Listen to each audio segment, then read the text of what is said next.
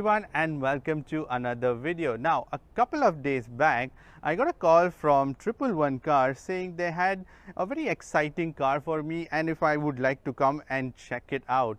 Well, I said yes, I would love to do that, and check this out. What they had was this, a 991 Porsche 991 Turbo S. Now this is a 2018 Porsche 911, but what is more fascinating is the color. Look at this, it's a Miami blue color, and this is pretty much, I think, one of one out here in the UAE, and it's exclusively out here with 111 Cars. And I'll be posting a link to this car also, because this car is on sale and it's just been listed, and you should pretty much check this out because it's got low mileage and it's got a fantastic color and pretty much brand new. But in today's video I'm going to be taking you all around into a detailed tour about its exterior and also the interior. So starting off from the front, we have this pretty much iconic this Porsche design, where you have the latest additions in terms of the DRLs, which are these two LED DRLs, and also a huge headlight cluster with God knows so much complicated headlight cluster. I mean, it's pretty much made out of LED. But here's what's more interesting, the key. Now there is a boot in the front, because obviously this is a mid-engine car, so the engine is in the back and the storage is in the front. But for that you have a trunk, what you call as, which is the trunk, and because it's in the front, so it's called as the front. So let me open and show you that. So it's got decent amount of storage out here, and you can pretty much put like one big bag and also a small bag, or otherwise it's pretty enough for daily usage. And check out Porsche badging everywhere, pretty much everywhere they've put like Porsche, to remind you how iconic the brand is and to make sure that you are always reminded of the car. So let's go around and start seeing other bits, and there are a few more aerodynamic bits at the bottom, where you would find the grill out here, and also inside the grill there are some more aerodynamic flow patterns out here, which actually help for the radiators. So there are two radiators in the front and also a couple of them in the back, so we'll start checking that out also. Now in the side you get 20-inch alloy rims. You can also get the carbon fiber rims, but this comes with the standard 20-inch alloy rims along with the center Porsche wheel nut, and you get the ceramic disc brake, and they are huge. I mean, look at that. And you get the nice yellow caliper, which is really distinct considering that you have the blue color and on that you have the yellow brake calipers, and that looks really cool. I mean, like, wow, this color is really nice when you take it out in the sunlight and check it out. And you have the long doors out here, and these mirrors are non-power foldable, so you have this as an option. If you want to upgrade to the power foldable mirrors, you can do that also, but this comes as a standard non-power foldable. There is also a sunroof, and sunroof is pretty big. When you sit inside, I will be showing you that. Now there is one more thing, which is there are two scoops on the side of the 911, and these scoops are actually aerodynamically functional, and they channel in more air for the engine as an input, and they are on both the sides, so they offer extra amount of air for the engine, because this is a performance car and you do need a lot of air, and these vents are the only ways you can channel more air into the system. Coming to the back, you have a big spoiler, and this is electronically controllable. Now you can also lower or raise the spoiler, but usually it just sits down, but only when you are in the sport or the sport plus mode it will generally rise up. There are badgings out here, Porsche, then 911 Turbo S badging. The tail lights are again LED tail lights, and at the bottom you would find quad exhaust system, two on both the sides. But what is even more interesting is that, look at this, there is no gap between the tailpipes and the actual exhaust. Like, there is literally nothing. Here in the center there is a grill, and you have fans out here. So the fans are actually used for additional cooling, and these scoops are actually there to channel more air into the system, as I said, like because it's a mid-engine car, so the engine is in the back, so it needs more air, and that's the only way they can get more air into the system. So the engine is buried deep down out there, so as a result of that there is a low center of gravity, which is what makes this 911 the perfect sports car. But let me show you all how to see the engine, because literally you cannot see anything but these two fans, and that's about it. And then you can put your washer fluids and the oil top up that you can do, and these two fans out here are just, that's it, which is helping in the cooling. So this 911 turbo comes with a 3.8 liter 6-cylinder straight 6 engine, which is a turbocharged, and that produces 580 brake horsepower, and it's got a 7-speed dual clutch gearbox. Now that's those numbers are fascinating, but even more fascinating is the top speed, which is 205 miles per hour.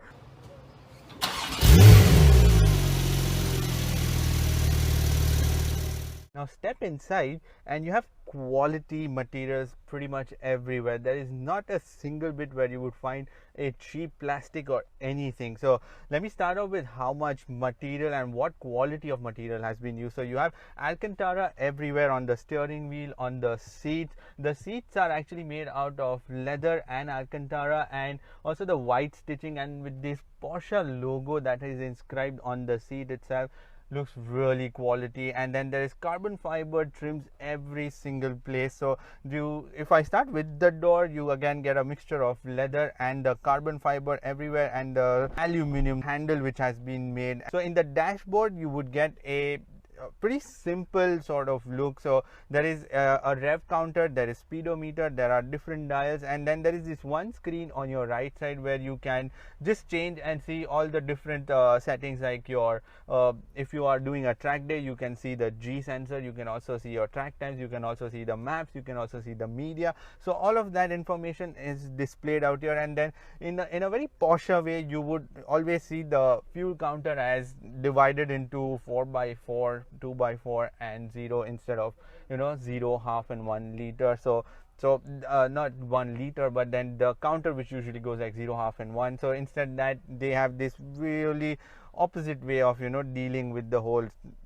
information. And then coming to the steering wheel, on your right side you have all the controls to change all the information in the dashboard, and on your left side you would get all the infotainment controls and the paddle shifters, which are made out of aluminum. I'm so glad. This is such a quality work and it's just amazing. Now the steering wheel is electronically adjustable, so you can do tilt and telescopic both using the button which has been given at the bottom of the steering wheel. Now if you may wonder, there is also a cruise control, but the cruise control is again like a stick which has been given on the left side at the bottom. So the cruise control is an adaptive cruise control. Again, you can set the speed and the car would just make sure to maintain the distance with the cars in the front. But the overall feel of the steering wheel is so good. It's so nice to grip, and there's a nice bit of thumb rest also. The whole dashboard has been made to feel it's very flattish, so that whenever you are tracking this car, there is no distraction in front of you. Also, you get this iconic Porsche clock in the center, which comes with pretty much every single Porsche that you buy. Now in order to open the trunk or the boot in the front, or the tailgate, which is the door to open the engine, there are buttons given in the side door frames itself. So there are two clear buttons which you press.